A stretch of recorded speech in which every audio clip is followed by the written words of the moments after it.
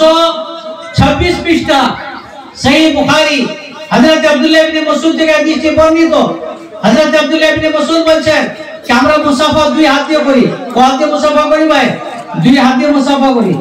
জি হযরত আব্দুল্লাহ ইবনে মাসউদ বলেন বাবুল মুসাফা বুখারী শরীফ 926 পৃষ্ঠা আল্লামানি নবী সাল্লাল্লাহু আলাইহি ওয়াসাল্লাম তাশাহুদ কামা ইয়ালুনি সূরাত মিনাল কুরআন ওয়া কাফফি বাইনা কাফাই।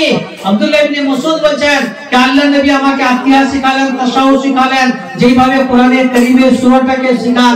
ওয়া কাফফি বাইনা কাফাই, আমার একখানা হাত নবীর দুই হাতের মাঝখানে ছিল। এইভাবে দেন একখানা দিন তো বলবে এইভাবে শিখালেন। আতিয়াতুল্লাহ ওয়া সালাওয়াতু ওয়া তাইয়্যিবাতু আসসালামু আলাইকা আইয়ুহান নাবী ওয়া রাহমাতুল্লাহি ওয়া বারাকাতুহু আসসালামু আলাইনা ওয়া আলা ইবাদিল্লাহিস সালিহিন আশহাদু লা ইলাহা ইল্লাল্লাহ ওয়া আশহাদু আন্না মুহাম্মাদান আবদুহু রাসূলুহু। এইভাবে শিখালেন নবী। হযরত আব্দুল্লাহ ইবনে মাসউদকে তাশাহুদ আতিয়া শিখালেন, যেভাবে কোরআনের কারীমের সূরাটাকে শেখানো হয়। ওয়া কাফফি বাইনা কাফাই, আব্দুল্লাহ ইবনে মাসউদ বলেন যে আমার একখানা হাত নবীর দুই হাতের মাঝখানে ছিল। আমার একখানা হাত নবীর দুই হাতের মাঝখানে ছিল।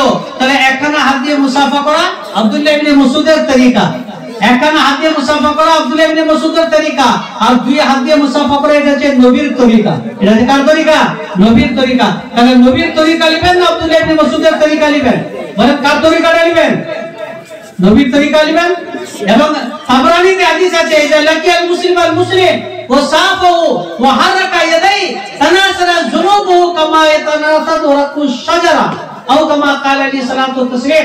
আল্লাহ নবী বলেছেন যখন একজন মুসলমান অপর মুসলমানের সাথে সাক্ষাৎ করে, এটা লাকিয়াল মুসলিম আল মুসলিম ওয়া সাফাহু, সাক্ষাৎ করে মুসাফা করে, ওয়া হারাকা ইয়াদাই, হাতগুলো হিলে, যখন মুসাফা করে হাতগুলো হিলে, পাপগুলো গুনাহগুলো এইভাবে ঝরে চলে যায়।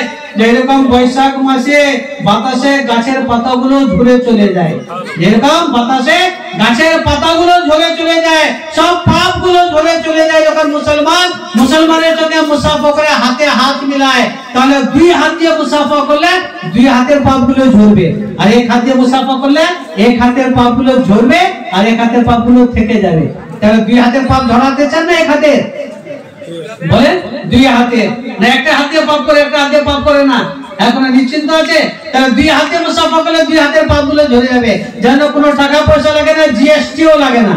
দুই হাত লাগালে কোনো জিএসটি লাগে নাকি? টাকা পয়সা লাগে নাকি? হ্যাঁ, তাহলে দুই হাত লাগাবেন, এতে একটা ভক্তি হবে, নবীর তরিকার পর আমল হবে। আর আজকাল নেতাগুলো তো এক হাত দিয়ে হ্যান্ডসাপ করে, অনেক আমার গায়ের মুসলিম ভাইরাও এক হাত দিয়ে হ্যান্ডসাপ করে। আমি বলছি না কি এক হাত দিয়ে মুসাফা করা হারাম বা না যায়, তা আমি বলছি না, কিন্তু নবীর তরিকা হলো দুই হাত দিয়ে করাটাই হচ্ছে উত্তম। যেটা নবীর তরিকা, তারপরে ইনশাআল্লাহ আমরা আমল করার চেষ্টা করব।